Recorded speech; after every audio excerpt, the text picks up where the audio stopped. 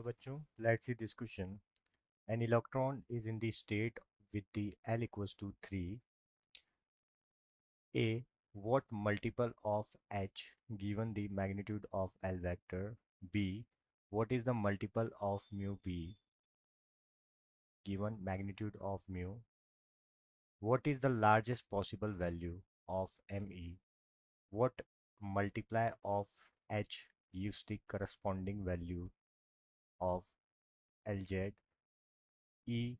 What multiple of nu B given corresponding value of mu orbital 2?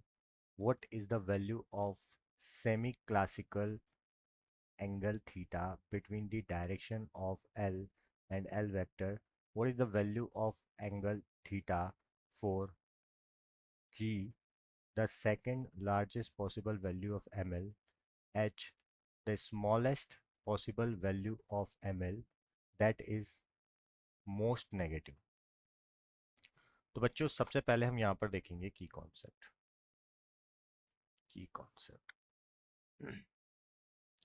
तो यहाँ पर हमारा जो की कॉन्सेप्ट होगा वो होगा बोर्ड्स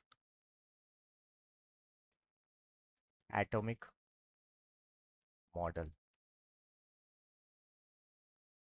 अब हम बात करेंगे यहाँ पर सॉल्यूशन की।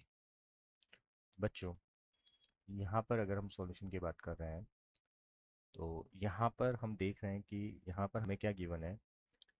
हमें यहाँ पर गिवन है कि जो इलेक्ट्रॉन है वो किस स्टेट में है, एल इक्वल्स टू 3 में। कौन से स्टेट में, एल इक्वल्स टू 3 में। तो यहाँ से अगर मैं उसकी एंगुलर मोमेंटम का मैग्नीट्यूड निकालूं, क्या निकालूं, magnitude of angular angular momentum, क्या होता है उसका फॉर्मूला। उसका फॉर्मूला होता है L equals to root L L plus 1 multiply H. अब हमें क्या दे रखा है, यहाँ पर एल की वैल्यू दे रखी है 3। तो अगर यहाँ पर 3 वैल्यू दे रखी है तो यहाँ से अगर मैं एल की वैल्यू को पुट करूँगा तो क्या हो जाएगा, यहाँ पर 3 प्लस 1 मल्टीप्लाई एच।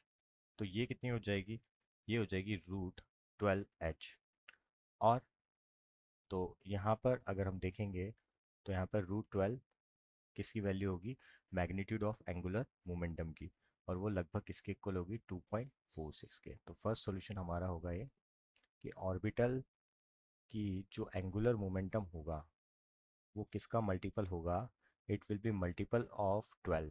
किसका मल्टीपल होगा, it is the multiple of root 12। अब नेक्स्ट हम बात करेंगे यहाँ पर कि यहाँ पर जो ऑर्बिटल डाइपोल मोमेंट है, तो हम मैग्नीट्यूड निकालेंगे, magnitude of orbital dipole moment. बच्चों उसका फॉर्मूला क्या होता है, इसको फाइंड आउट करने का, वो होता है mu naught R into P. तो इसको अगर हम निकालेंगे, म्यू नॉट आर भी होता है, तो ये किसके इक्वल होता है, ये इक्वल होता है L L plus 1 multiply mu into B K. तो हमें एल की वैल्यू क्या दे रखी है, वो दे रखी है हमें कितनी, 3 दे रखी है। तो 3 + 1 म्यू बी। तो इट मीन्स ये भी किसका मल्टीपल होगा, it is also the multiple of root 12। It means ये लगभग किसके इक्वल होगा, ये भी 3.46 के इक्वल होगा। अब नेक्स्ट बात करते हैं हम यहाँ पर द लार्जेस्ट पॉसिबल वैल्यू। अगर हम यहाँ पर बात करें largest possible value of m1, तो वो क्या हो जाएगी, वो एल के ही इक्वल होगी इस कंडीशन में। तो एल इक्वल टू क्या है, यहाँ पर 3 है, तो m1 की वैल्यू भी क्या हो जाएगी, 3 ही हो जाएगी। अब नेक्स्ट हम देखते हैं यहाँ पर कि हमें क्या कहा है। We use the L Z equals to क्या होता है, एम वन एच होता है। ठीक है, तो अगर हम यहाँ पर z कंपोनेंट को कैलकुलेट करेंगे तो हमें पता है कि अभी अभी हमने m1 की वैल्यू क्या निकाली है, वो किसके इक्वल है, l के इक्वल है, और l की वैल्यू 3 के इक्वल है। तो यहाँ से अगर हम इसका z कंपोनेंट को कैलकुलेट करेंगे of the angular orbital angular momentum, तो वो भी किसका मल्टीपल होगा, m1 का ही मल्टीपल होगा। इट मीन्स किसका मल्टीपल होगा, 3 का मल्टीपल होगा। तो वो किसका मल्टीपल होगा, मल्टीपल ऑफ 3 होगा। तो ये भी एक हमारा सॉल्यूशन हो जाएगा। फिर हम बात करते हैं नेक्स्ट कि हमने क्या यूज करा है।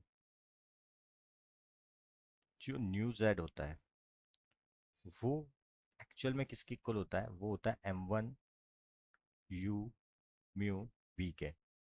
तो अगर मैं इसको कैलकुलेट करूंगा, ठीक है, तो कैलकुलेट करने पर अगर मैं जेड कंपोनेंट के लिए ऑर्बिटल डाइपोल मोमेंट निकालूंगा तो वो भी किसका मल्टीपल निकल रहा है, m1 का। तो मतलब ये भी किसका मल्टीपल होगा, 3 का मल्टीपल होगा। तो it is also multiple of 3।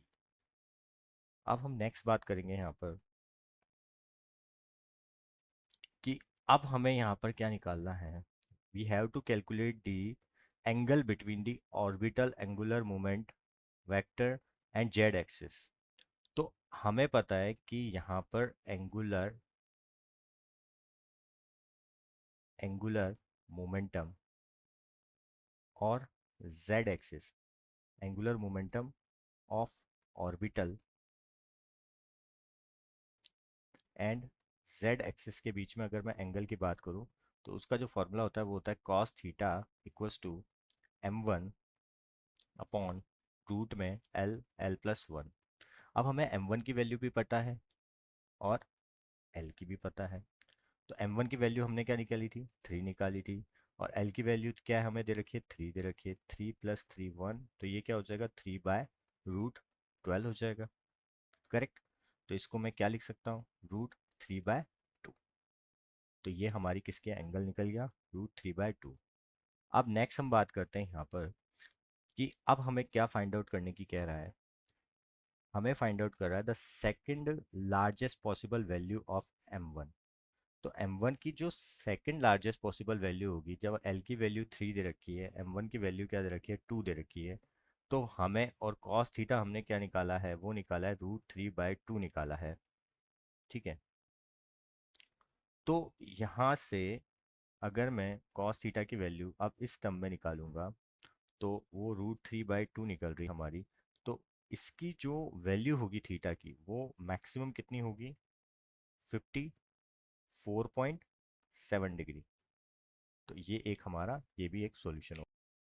ये भी हमारा एक सॉल्यूशन होगा।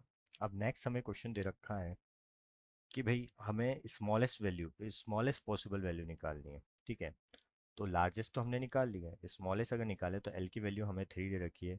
m1 की वैल्यू अगर मैं यहाँ पर -3 ले लूँ, ठीक है, तो यहाँ से cos थीटा की वैल्यू क्या निकल जाएगी, वो निकल जाएगी -3/√12 निकल जाएगी। तो अब मैं इसको सॉल्व करूंगा तो क्या आ जाएगा, √3/2 आ जाएगा। तो यहाँ पर थीटा की जो मैक्सिमम वैल्यू हो सकती है वो कितनी हो सकती है, 150 डिग्री हो सकती है। क्योंकि वैल्यू तो यहाँ पर बहुत सारी होगी, पर अगर माइनस में अगर हम देखेंगे तो जो मैक्सिमम वैल्यू होगी, मैक्सिमम मिनिमम वैल्यू जो होगी वो कितनी होगी, 150 डिग्री होगी। तो हमारा फर्स्ट का जो सॉल्यूशन होगा वो क्या हो जाएगा, मल्टीपल ऑफ 12। सेकंड का जो हमारा सॉल्यूशन होगा वो हो जाएगा मल्टीपल ऑफ अगेन 12। और लार्जेस्ट वैल्यू की बात करेंगे तो m1 की वैल्यू l के इक्वल होगी।